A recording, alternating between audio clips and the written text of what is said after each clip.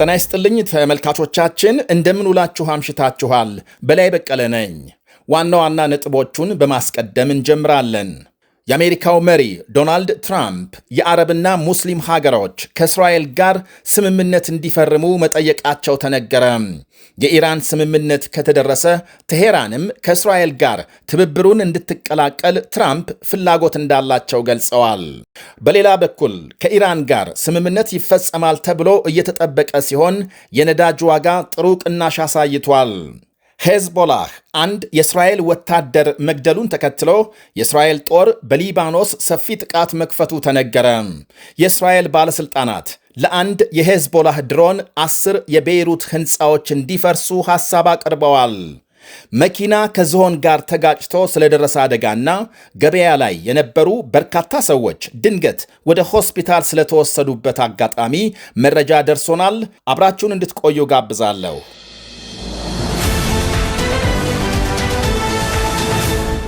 የአሜሪካው መሪ ዶናልድ ትራምፕ የባሕረ ሰላጤው ሀገራት ከእስራኤል ጋር የትብብር ስምምነት እንዲፈጽሙ መጠየቃቸው ተነገረ።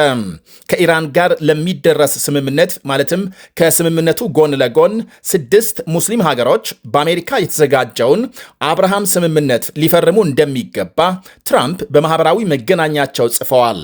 ስምምነቱን በቅድሚያ ኳታርና ሳውዲ አረቢያ ይፈርማሉ ብለዋል ትራምፕ። የአብርሃም ስምምነት ትራምፕ በመጀመሪያ የሥልጣን ዘመናቸው የተዘጋጀ ሲሆን ዓላማውም በእስራኤልና በበርካታ የአረብ ሀገሮች መካከል ይፋዊ የዲፕሎማሲ የኢኮኖሚና የጸጥታ ትብብር መመስረት ነው። የመጀመሪያው ፈራሚ ሀገሮች ባህሬንና የተባበሩት አረብ ኤሚሬትስ ሲሆኑ በመቀጠል ሞሮኮና ሱዳን ፈርመዋል። በቅርቡ ደግሞ ካዛኪስታን በይፋ ስምምነቱን መቀላቀሏ ታውቋል። ስምምነቱ የቀጥታም አውሮፕላን በረራዎች፣ የሁለትዮሽ ንግድ፣ የቴክኖሎጂና የጸጥታ ትብብሮች ያካተተ መሆኑ ይነገራል።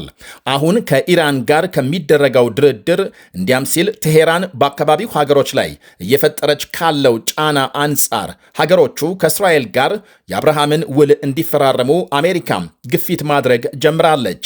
ትብብሩን በቀጠናው ከባድ ሚዛን የሆኑ ቱርክ፣ ሳውዲ አረቢያና ኳታርን የመሳሰሉ ሀገሮች እንዲቀላቀሉ የትራምፕ ፍላጎት ነው ይባላል። በአሁኑ ወቅት ደግሞ እንዲህ ያለ ትብብር በአካባቢው እጅግ አስፈላጊ ስለመሆኑ ፕሬዝዳንቱ ይናገራሉ። ትራምፕ ከ8 የመካከለኛው ምስራቅ ሀገራት መሪዎች ጋር መነጋገራቸውንና ከኢራን ጋር ድርድር ከተጠናቀቀ በኋላ ከእስራኤል ጋር የአብርሃም ስምምነትን መፈረም የግድ ሊሆን እንደሚችል አንስተውላቸዋል። ትራምፕ በስም የጠቀሷቸው 8ቱ ሀገራት ሳውዲ አረቢያ፣ ኳታር፣ ፓኪስታን፣ ቱርክ፣ ግብፅ፣ ዮርዳኖስ፣ ኤሚሬትስና ባህሬን ናቸው። በእስራኤሎቹ አባት በአብርሃም የተሰየመውን የትብብር ስምምነት ለማስፋት ፊርማው በሳውዲና በኳታር እንደሚጀመር ትራምፕ ጠቅሰዋል።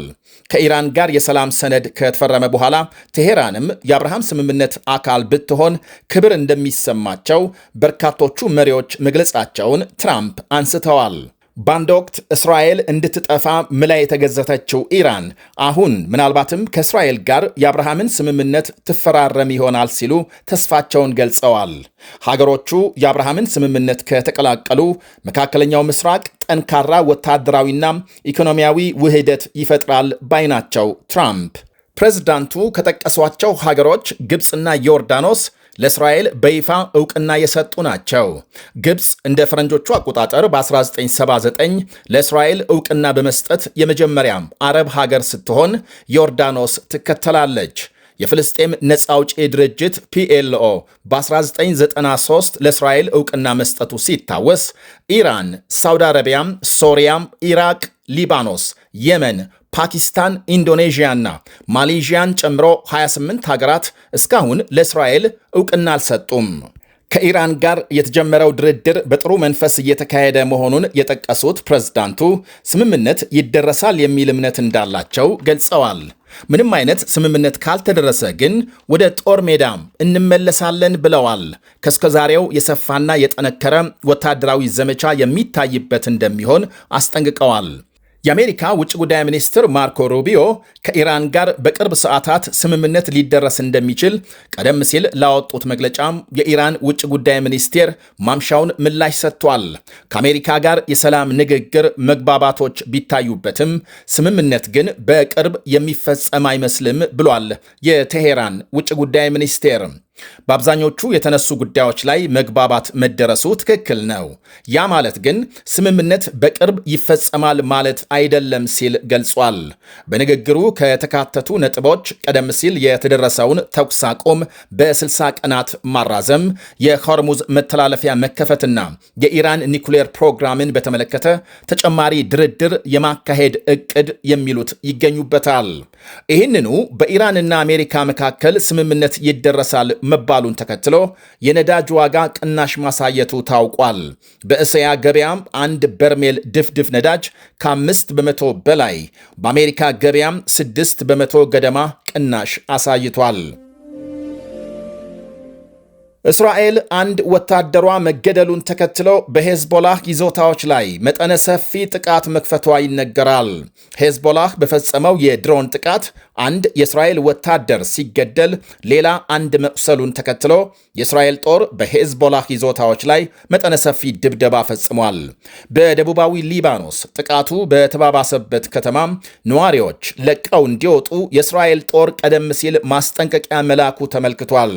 ይህንኑ የሄዝቦላህን የድሮን ጥቃት ለማስቆም እስራኤል ወሳኝ እርምጃ መውሰድ እንደሚገባት ባለሥልጣናት ግፊት መጀመራቸው ይነገራል። የእስራኤል ገንዘብ ሚኒስትር ቤዛቤል ስሞትሪች ለምሳሌ ሄዝቦላህ አንድ ድሮን በተኮሰ ቁጥር በቤይሩት 10 ሕንፃዎች ሊወድሙ ይገባል እያሉ ናቸው። ተጨባጭ ለሆነ ስጋት ተገቢ ምላሽ መስጠት አስፈላጊ ነው ብለዋል። የሄዝቦላህን የድሮን ጥቃት ለሚቀለብስ የቴክኖሎጂ መፍትሄ 2 ቢሊዮን የእስራኤል ሼቄል ወይም 700 ሚሊዮን ዶላር ልዩ በጀት መጽደቁንም ሚኒስትሩ አመልክተዋል። ኢራንን በመደገፍ ሄዝቦላህ በእስራኤል ላይ ጥቃት ከጀመረ በ3 ወራት ጊዜ በሊባኖስ ከ3000 በላይ ሰላማዊ ሰዎች መገደላቸውን የሊባኖስ ጤና ሚኒስቴር ይገልጻል። 10,000 የሚጠጉ መቁሰላቸውን።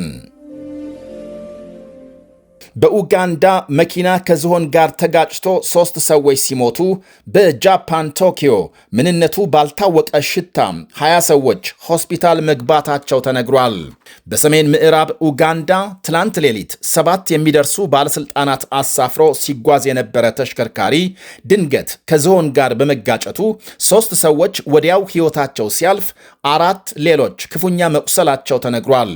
ዝሆኑ ላይ ስለደረሰ ጉዳት ምንም የተባለ የለም። በኡጋንዳ እንዲህ ያለ ከዱር እንስሳት ጋር የመጋጨት አደጋ በተደጋጋሚ እንደሚከሰት ሲነገር አሽከርካሪዎች ጥንቃቄ እንዲያደርጉ በየጊዜው ቢነገርም መሻሻል አልታየም።